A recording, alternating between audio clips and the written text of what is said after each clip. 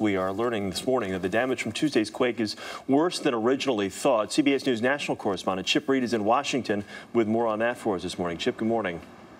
Well, good morning, Chris. That's right. Initially, it appeared this 5.8 magnitude quake had not done a lot of damage, but now it's clear that some structures, including the Washington Monument, are going to need extensive repairs. The area surrounding the Washington Monument is roped off and closed to tourists. New pictures show the 4-foot crack near the very top. It's just one of the many repairs that need to be made following Tuesday's quake, the strongest on the East Coast since World War II. Virginia Governor Bob McDonnell toured the epicenter, Mineral, Virginia, where there was more damage than initially thought. It appears, though, that there's going to be a long recovery period for businesses, for homeowners, for the schools and others. At nearby North Anna Nuclear Power Station, engineers kept the reactors offline for inspection.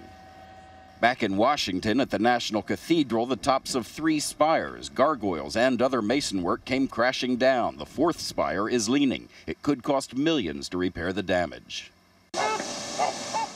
A few miles away at the National Zoo, animals sounded the alarm before humans knew what was happening. All of a sudden, a couple flamingos kind of ran in one direction, and then a few seconds later, the whole flock turned and ran the other way, and they were just on a high state of alert.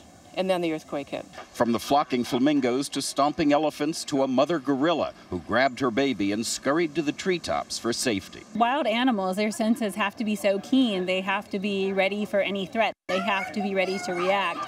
So the fact that their senses are more in tune to something like that, that's not surprising. And Chris, the Washington Post said this morning the big question in Washington today is, what did the animals know and when did they know it?